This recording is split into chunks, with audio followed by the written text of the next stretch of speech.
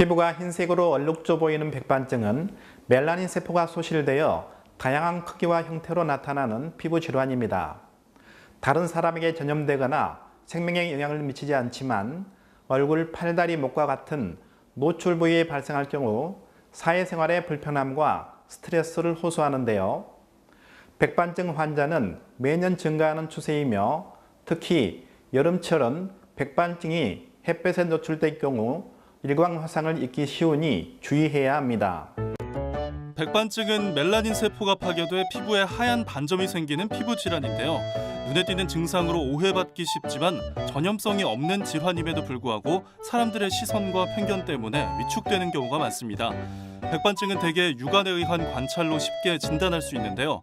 그러나 피부에 흰색 반점이 나타나는 질환은 백반증 외에도 매우 다양하므로 스스로 판단하기보다 병원을 찾아 우드등 검사나 피부 조직 검사 등을 통해 정확한 진단 후 치료를 받는 것이 중요합니다. 백반증을 치료하기 위해서는 오랜 기간 인내와 정성이 필요합니다. 무엇보다 병에 대한 이해와 치료 시간이 오래 걸릴 수 있다는 사실을 인지하시고 치료를 꾸준히 받아야 합니다. 치료는 크게 국소도포제, 경구제제, 광선 및 엑시머 레이저, 그리고 반응이 없을 경우는 표피 이식술과 같은 외과적 치료로 나눌 수 있습니다. 백반증 치료는 백색 반점의 확산 방지와 탈색 부위의 정상적인 색소 침착을 종합적으로 계산해 재발을 방지하는 것이 중요한데요.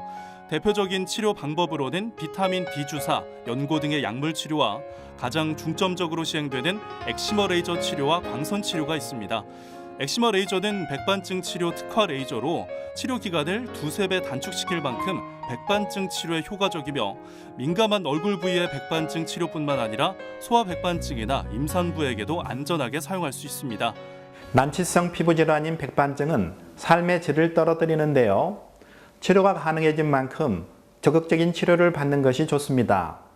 또한 백반증이 더 번지지 않도록 일상생활에서 피부에 자극이나 상처를 받지 않도록 주의해야 합니다.